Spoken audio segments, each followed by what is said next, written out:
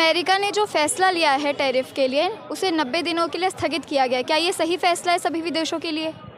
ये सभी देशों के लिए भी और एज़ वेल एज यूएसए के लिए भी। तो आपको मालूम होगा जिस तरह से इन्होंने जिस दिन रेसिप्रोकल टैरिफ लगाया था, मैं देख रहा था ट्रम्प कह रहे हैं ये तो मतलब जो 2 अप्रैल जो है ये बहुत बड़ा दिन है हमारे लिए। लेकिन हुआ क्या मुझे बताओ। उसके बाद अमेरिका की मार्केट जो है 2 दिन के अंदर $5 ट्रिलियन गिर गई थी। और आपको जानकारी के लिए बता दूं, जो भारत का NSE है, नेशनल स्टॉक एक्सचेंज जो है 75 वर्षों में उसका कितना है मार्केट कैपिटलाइजेशन, वो है 5.1 ट्रिलियन। उसके अंदर 2600 कंपनी लिस्टेड हैं और 5.1 ट्रिलियन इतना तो उन्होंने 2 दिन में गंवा दिया अपना। और देखो बहुत बड़ी इकनॉमी है यूएसए की। आज यूएसए $30 ट्रिलियन का है, चाइना उसके बाद दूसरे नंबर का है 19 के आसपास 19 ट्रिलियन और भारत 4.3 ट्रिलियन। 75 वर्ष लगे हमें 4.2 4.3 पहुंचने में। और इतना वहाँ पे लॉस जब हो रहा था, इतनी मार्केट क्रैश हो रही थी, इसका तो अंदाज़ा भी नहीं लगाया होगा इन्होंने। क्या अमेरिका वालों ने सही फैसला किया? देखो अमेरिका में भी एक सर्वे हुआ जिसके अंदर 70% वहाँ की पॉपुलेशन ने ये माना कि ये जल्दबाजी में लिया गया फैसला है। और वहाँ पे मैं देख रहा था जनता जो है 50 राज्यों में 1200 से अधिक प्रोटेस्ट हुए हैं ट्रम्प के अगेंस्ट। और वो प्ले कार्ड लेके उन्होंने 86 47 ऐसे लिखा हुआ था। 86 का वहाँ पे मीनिंग ये स्लैंग लैंग्वेज है, वो बोलते हैं गेट रीड ऑफ। 47 मतलब ये 47 में राष्ट्रपति थे 47, तो वो इनका विरोध कर रहे थे। और JP मॉर्गन की भी रिपोर्ट सामने आ गई थी कि इससे अमेरिका में रिसेशन बढ़ेगा, जॉब लॉसेस होगी, GDP काफ़ी नीचे आएगी, तो इन्फ्लेशन बढ़ेगा। और जो ये कह रहे थे वर्ल्ड में इकोनॉमिक क्राइसिस, JP मॉर्गन की पहले रिपोर्ट जो है वो पुरानी रिपोर्ट जो यूक्रेन रशिया वार के चलते जो काफ़ी कंट्रीज़ में जो इस तरह की वार की स्थिति बनी हुई है, उसके चलते जो JP मॉर्गन की रिपोर्ट थी उन्होंने बोला था 35% चांसेस हैं कि इकोनॉमिक क्राइसिस आएंगे वर्ल्ड में। लेकिन इस टैरिफ के बाद उसने 35 से 60% कर दी उम्मीद। क्या जो ट्रम्प है वो मनमानी सरकार ही चलाते हैं, किसी और की नहीं सुनते? देखो मनमानी, तानाशाही, देखो तानाशाही भी बोल सकते हो। और यदि बोलूँ मैं, इंटेंशन तो उनकी ठीक थी, लेकिन वो चाहते तो थे अमेरिका फर्स्ट की पॉलिसी है उनकी। वो चाहते थे कि मैं अमेरिका मैन्युफैक्चरिंग किंग बनाऊं। लेकिन है क्या था, अमेरिका मैन्युफैक्चरिंग किंग कैसे बन सकता? ओवर द नाइट तो बन नहीं सकता। अमेरिका में आज की डेट में कुछ भी नहीं बनता। उनकी छोटी बड़ी सभी फैक्ट्रीज जो हैं वो अलग अलग देशों में लगाई हुई हैं उन्होंने। जो आईफोन है 80% आईफोन जो है वो बनते हैं यूएसए में, चाइना में, और 20% बनते हैं भारत में। अगर मैं चलो एक चाइना आईफोन की ही बात करता हूँ, आईफोन जो है 80% चाइना में बन रहे हैं। और अब जो टैरिफ लगा है चाइना पे वो है 125% का। कोई भी चीज़, यदि एग्जाम्पल मैं बताऊँ आपको, यदि कोई चीज़ चाइना में 1 लाख की बनेगी तो वो अमेरिका में 2.25 लाख की बिकेगी। और यदि वही चीज़ भारत में 1 लाख की बनती है तो 2.25 लाख की यूएस में बिकेगी। और यूएसए के साथ भारत का 2024 तक जो हमारा जो व्यापार है वो है $129 बिलियन का, जिसके अंदर $129 बिलियन में हम देखते हैं तो कोई $87 बिलियन तो हम एक्सपोर्ट करते हैं और $52 बिलियन का इंपोर्ट है। और हमारी एक्सपोर्ट में 45% तो फार्मा सेक्टर है। तो अगर वो मेडिसिन के ऊपर भी इतनी हैवी ड्यूटी लगाएंगे, देखो हम किसी और कपड़े के ऊपर लगा दोगे, गैजेट्स पे लगा दोगे तो चलता है, लेकिन मेडिसिन इतनी इंपॉर्टेंट चीज़ जो है, जो लाइफ सेविंग मेडिसिन है, उसके ऊपर इतनी हैवी ड्यूटी नहीं लग सकती। तो जनता भी बोल रही थी कि ये जल्दबाजी में लिया गया फैसला है। तो अमेरिका ने जो फैसला लिया है, क्या उसका भारत देश पर कुछ ज़्यादा ही प्रभाव पड़ने वाला है या फिर उसका फैसला बदलने वाला है कुछ समय बाद? देखो जो पहले रिपोर्ट जो सामने आई थी उसमें ये बोला, जो बड़ी बड़ी हैं जैसे JP मॉर्गन है, IMF है, वर्ल्ड बैंक है, उन्होंने ये बताया था कि इस टैरिफ से भारत के ऊपर जो इम्पैक्ट आएगा, जो चाइना पे आएगा, वो आएगा उनकी GDP 1.2% गिरेगी। चाइना की 1.2 और भारत की कितनी 0.2। और उनकी जो GDP है वैसे भी कुछ 4-4.5% के आसपास रहने की उम्मीद है। और भारत की 6.5-7, और 6.5-7% में 0.2 हार्डली मैटर, इतना इम्पैक्ट नहीं आएगा। और जिसकी इकोनॉमी 4-3.5-4.5% है, उसके ऊपर 1.2 का बहुत बड़ा इम्पैक्ट आएगा। इसलिए चाइना जो है, देखो इन्होंने चाइना पे लगाया 34, चाइना ने बोला हम भी 34 लगाएंगे। अब ट्रंप झुकने वाले नहीं है, कहते हैं हम 50% और लगाएंगे, ये कहते हैं हम भी लगाएंगे। ऐसे करते करते देखो शी जिनपिंग है, वो भी कहते हैं झुकेगा नहीं, वो भी पुष्कर बने हुए हैं इस समय। तो इससे देखो नुकसान जो है वो चाइना का भी होगा, अमेरिका का भी होगा। देखो जो टेस्ला है वो सबसे ज़्यादा उसकी डिमांड जो है वो चाइना में है और यूएसए में है। तो एलन मस्क ने गुहार लगाई इनके आगे कि कृपया ये टैरिफ जो है उसको थोड़ा कंट्रोल कीजिए। अच्छा, भारत पर ये कम लगाया गया तो कहीं ना कहीं ये मोदी सरकार और ट्रंप की दोस्ती का नतीजा है कि यहाँ पर कम टैरिफ लगाया गया है, यहाँ की बाज़ारों को शायद कम प्रभाव पड़े। नहीं, ऐसा नहीं है। उन्होंने भारत का जो सभी देशों पे 50% लगाया है। भारत का जो है वो जो है एवरेज जो है वो आ रहा था कोई 53% एवरेज जो हम लगा रहे हैं। उन्होंने बोला था 53 लगा रहा है तो हम इसका आधा लगाएंगे, उन्होंने राउंड फिगर 26% लगा दिया इसका, ठीक है। तो जैसे वो 68% लगा रहा था चाइना, तो इन्होंने 34 किया एवरेज। देखो हमारा सभी चीज़ों के ऊपर इतना बड़ा टैक्स नहीं था, सिर्फ हमारा क्या था, जो डेविड हैटले आती है, जो एरल्सन जो आती है बाइक, वहाँ पे जो मतलब 2 व्हीलर जो 4 व्हीलर्स के ऊपर हैवी ड्यूटी थी, वो हमारी ड्यूटी जो है 125% थी। बाकी किसी के ऊपर 2%, किसी पे 5, किसी पे 8, किसी पे 9।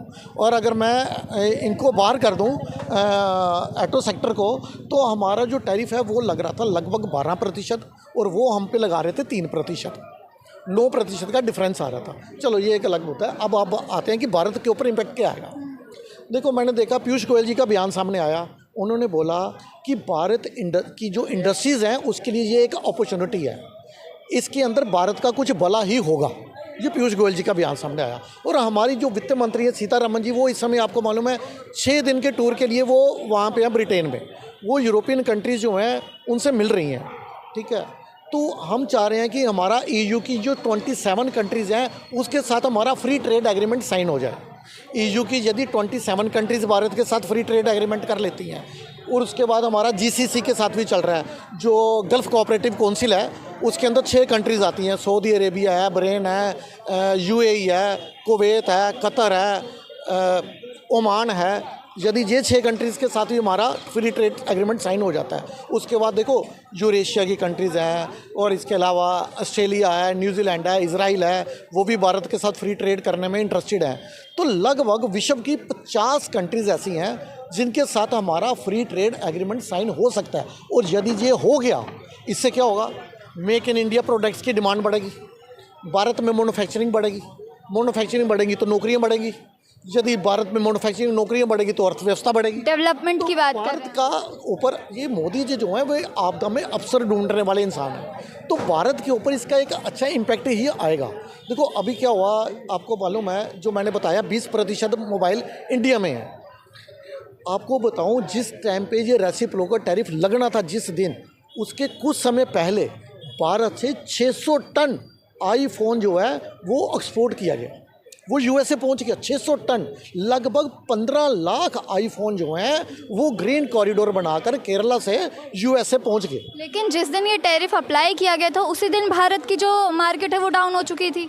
देखो भारत की मार्केट तो इतनी नहीं हुई थी। भारत की मार्केट जो है अमेरिका में 3.5% गिरी थी, तो मार्केट की 2.1% गिरी थी उस समय। और सबसे ज़्यादा इम्पैक्ट तो अमेरिका में भी आया, ताइवान में आया और मैक्सिको में आया, उनका ज़्यादा है। क्या मैंने आपको बताया कि अमेरिका अभी तक अपनी कंट्री में कुछ नहीं बना रहा था। अमेरिका दूसरी कंट्रीज में इसलिए बना रहा था क्योंकि इससे अमेरिका का ही भला हो रहा था। अमेरिका में जो बाहर कंट्रीज़ में जो चीज़ें बन रही थी, देखो मैं आपको बताऊं, यदि मैं आईफोन की ही बात करूं, जब ये चाइना में आईफोन बनता है ना, तो वो अपनी कास्ट जो है, मैन्युफैक्चरिंग कास्ट, वो लेता है कोई $25 के आसपास। मतलब अगर वो कोई 2,000-2,500 के बीच का कॉस्ट बैठता है, और यदि यही बनेगा यूएसए में आईफोन, तो इसके मैन्युफैक्चरिंग कॉस्ट जो है वो 10 गुना बढ़ जाएगी। अगर 2-2,500 रुपये इधर है चाइना में, तो 25,000 हो जाएगी ये यूएसए में। तो यूएसए वालों की इन्फ्लेशन बढ़ेगा, और इससे क्या होगा मैं आपको बताऊं, रातों रात कंपनीज नहीं बन जाती। ये जो ट्रंप ने सोचा था कि हम मैन्युफैक्चरिंग किंग बनेंगे, देखो चाइना को भी लगभग 30 से 40 वर्ष लगे थे मैन्युफैक्चरिंग हब बनने में इंटरनेशनल लेवल पे। तो अमेरिका के अंदर इतना ज़्यादा बनने नहीं वाला। अब उन्हें ये 90 दिन का जो रिलीफ दिया गया है, 75 कंट्रीज़ के साथ उनकी बातचीत चल रही है। अब 75 कंट्रीज जो हैं वो बोलेंगी आप इतना ज़्यादा टैक्स लगा रहे हो, थोड़ा कम कीजिए। भारत के साथ भी नेगोशिएशन चल रहा है। तो अब इसका इम्पैक्ट ये आएगा, देखो अमेरिका को फ़ायदा तो पहुंचेगा, भले ही मैन्युफैक्चरिंग वहाँ ना हो, लेकिन जब अमेरिका टैरिफ बढ़ाएगा तो उसका इम्पैक्ट आएगा। स्टार्टिंग में कुछ देखो, जेपी मॉर्गन की जो रिपोर्ट थी उन्होंने बोला इसमें रिसेशन बढ़ेगा, जॉब लॉस होगा, इससे जीडीपी जो है उसका भी लॉस होगा। उन्होंने काफ़ी अपना इसका इम्पैक्ट बताया था। लेकिन ये 90 दिन में फैसला लिया जाएगा 75 कंट्रीज़ के साथ बैठकर, जब 1-to-1 मीटिंग होगी, किसके साथ कितना टैरिफ लगाया जाए, म्यूचुअल अंडरस्टैंडिंग के साथ होगा। और भारत के अंदर मैंने आपको अभी बताया, यदि ईयू के साथ, जीसीसी के साथ, ये यूरो एशिया कंट्रीज़ के साथ लगभग जो 50 कंट्री हैं, यदि इनके साथ हमारा फ्री ट्रेड एग्रीमेंट साइन हो जाता है तो भारत के ऊपर अच्छा असर आएगा। इवन कि रशिया ने भी अपने दरवाजे खोल दिया, उन्होंने बोल दिया कि हम भारत के साथ अपना व्यापार और ज़्यादा बढ़ाने के लिए तैयार हैं। रशिया के दरवाजे भारत के लिए 24 घंटे खुले हैं। और मैं ये देख रहा था कि चाइना के जो एम्बेसडर हैं यू जियांग, उनका भी बयान सामने आया। उन्होंने कहा कि हम भारत के साथ भारत मैन्युफैक्चरिंग जो प्रोडक्ट है वो हम अधिक मात्रा में खरीदने के लिए इच्छुक हैं। हम भारत के साथ बैलेंस ट्रेड करेंगे। अब अभी तक क्या हो रहा था, तो आपका तात्पर्य यह है कि भारत का टैरिफ से कोई ज़्यादा असर नहीं पड़ने वाला है? देखो, भारत के लिए जो अपॉर्चुनिटी है, ये एक आपदा में अवसर वाली बात है। भारत के ऊपर इसका इम्पैक्ट जो है वो नहीं आएगा। भारत की जो है इकोनॉमी जो है, देखो अभी जितना भी डाटा सामने आ रहे हैं, उन्होंने क्या बोला कि वर्ल्ड के अंदर फास्टेस्ट ग्रोइंग इकोनॉमी भारत की रहेगी। और इसका यदि इम्पैक्ट, मैंने आपको बोला कि मात्र 0.2% उन्होंने रेटिंग कम किया है। हमारी जीडीपी जो है 0.2% कम हो सकती है, लेकिन वो भी जो ये पूरा कर लेंगे। देखो, ये जो यूएसए में चीज़ें बेचते हैं, यदि उसके ऊपर ड्यूटी कम ज़्यादा लगती है तो ये यूएसए के प्रोडक्ट दूसरी कंट्रीज़ में भी जा सकते हैं। सिर्फ देखो, हमारा कोई इतना बड़ा व्यापार तो नहीं है। मैंने आपको क्या बताया, $129 बिलियन का है। लेकिन 2030 तक जो हमारी यूएसए के साथ बात चल रही है, हम ये चाह रहे हैं कि हम अपना व्यापार 129 बिलियन से 500 बिलियन डॉलर तक ले जाना चाहते हैं। कहीं ना कहीं ये दर्शा रहा है कि हमारी भारत देश की विदेश नीति जो है वो काफ़ी मजबूत है। बहुत मजबूत है। मोदी जी के ऊपर विश्वास रखिए, आप भी रखिए, देश को भी है। और अभी आपने देखा इसका जो 90 दिन का जो रिलीफ मिला है, अब भारत की मैं देख रहा था आज भी मार्केट काफ़ी ऊपर थी। इवन कि वहाँ की भी थी, यूएसए की भी थी, सभी मार्केट टूटी हैं इससे। और जो चाइना जो कर रहा है, हमारा तो 129 बिलियन है। चाइना जो है वो एक्सपोर्ट तो करता है $425 बिलियन के आसपास, और इंपोर्ट करता है $125 बिलियन के आसपास। तो $300 बिलियन का गैप आता है यूएसए के साथ।